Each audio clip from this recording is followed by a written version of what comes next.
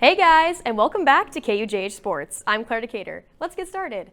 KU football got back on track last Saturday with a big win over new Big 12 opponent UCF. On the day, Kansas inducted two school legends, Tony Sands and Nick Reed, to the Ring of Honors. The Hawks went out and absolutely dominated. With Jalen Daniels still out with a bad back, Jason Beede got his third start of the year and threw a second quarter touchdown pass to Lawrence Arnold that put the Jayhawks up 10. And the Hawks' running game took it from there. Some huge runs included a 75-yard touchdown to Devin Neal that highlighted a 399-yard rushing day for Kansas. Yes, you heard that right, 399. Kansas also did its part, giving up just 22 points and shutting down the UCF offense the entire first half. Kansas moves to 5-1 on the year after the 52-22 victory. The Hawks also found their team back in this week's rankings at 24 in the nation. Kansas heads down to Stillwater for a matchup with the Cowboys this Saturday.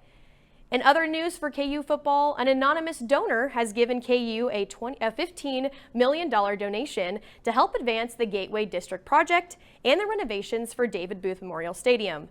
KU has secured over $300 million in funding for the project. KU Athletic Director Travis Goff praised the anonymous family's gift and exceptional Jayhawk spirit. Construction will break ground at the end of the 2023 season and is expected to be completed by 2025. Right in time for the 2023 season, Kansas men's basketball team has finally received its ruling from the FBI's 2017 investigation into college basketball. Brock Niemeyer has joined us live from Allen Fieldhouse with details. NCAA decided that head coach Bill Self and assistant coach Curtis Townsend will face no more severe punishment after their self-imposed bans last season. This included a 4-game suspension for Self and Townsend, a reduction of 8 total visits in 2022 and 2023 and 2024. 3 scholarships taken off the books from 2023 to 2025, and a 6-week ban on contracts with recruits and unofficial visits in 2022, plus 13 more recruiting days eliminated during 2022 and 2023. This also included a 4-game suspension for Self and Townsend, and that is the end of the self-imposed ban. KU also lost 15 total wins. They had to vacate, so they are no longer the most winningest program in college basketball history. Reporting live for KUJH, I'm Brock Niemeyer. Back to you. Hey, thanks, Brock. The eliminations of wins come from the illegal payments made by a former Adidas associate to former KU basketball player Silvio De Sousa. De Sousa was cleared to play his freshman season. This case, after the fact, ruled him retroactively ineligible for that season, prompting the stripping of wins in the Final Four banner. The panel found 2 Level 2 violations and 2 Level 3 violations for the school, 1 Level 2 violation and 1 Level 3 violation for Townsend, and 1 Level 3 violation for Self. IARPS's Cristina Greola-Trachillo explains why they gave Self and Townsend no extra penalties. The payments were made. We knew that from the findings in the Southern District of New York.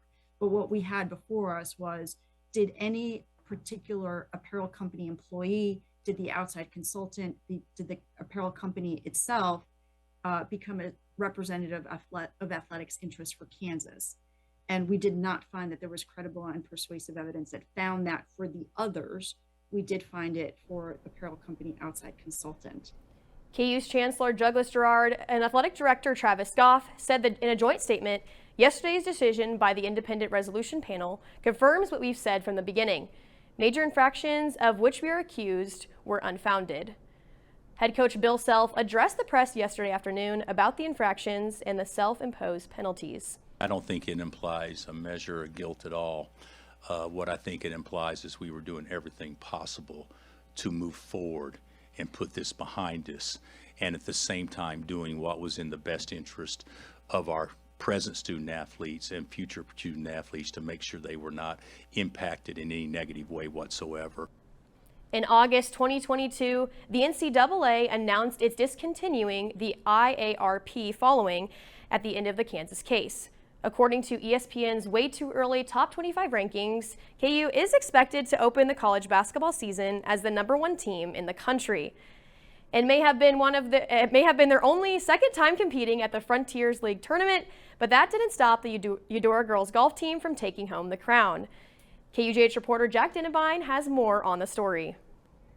For the first time in Eudora High School history, the girls golf team are Frontier League champions. The team shot a combined 188 at the Frontier League 9-hole tournament Tuesday. Senior Joellen Vogt says she couldn't be prouder of how the team performed. I think our team performed really well. We all had pretty good days. I mean, we all have our mess-up holes, which everybody happens. So I think it went really well. Vogt led the Cardinals to the league title as she shot a 40 to be crowned league champion. I mean, it feels good. I missed being league champion by 2 strokes last year, and that was very frustrating. Along with Vogt, 3 other members of the team also earned medals by placing in the individual top 12. Sophomore Marley Grant placed 3rd with a 43, junior Brett Hayden finished in 10th with a 52, and senior Olivia Lawhorn placed 12th with a 53. Head coach Susan DeVoe says for the team to have 4 medalists is proof of them putting in the practice time. That is hard work paying off, and it may not have felt like it to the team until they finally got to the end, which then they see 4 medals means we're hitting pay dirt finally. While the Frontier League championship is great, DeVoe says it is only a stepping stone to what the team really wants. The goal has been to win regionals, so this is just an extra carrot for them, but really the goal is still to win regionals. So we get a day of celebration and then it's just back to it. I'm Jack Dinabine reporting for KUJH News. Hey, thanks, Jack. The Cardinals continued their history-making season this week as the team placed 4th at the regional tournament in Wamego and qualified for state for the first time in school history. In other sports, high school sports news, this Friday marks the renewal of the high school sports rivalry unlike any other. The Free State Firebirds are set to host the Lawrence High Lions in football this Friday, renewing the rivalry known as the City Showdown. The Lions came into the season with a 4-2 on the season and look to get back on track after falling to Olathe East last week. The Firebirds of Free State, however, continue to be among the unbeaten teams in the state of Kansas as they boast a 6-0 record. Kickoff is set for 7 p.m. at the Free State High School for what is sure to be an entertaining matchup. That's all we have this week in sports. We'll see you after this break.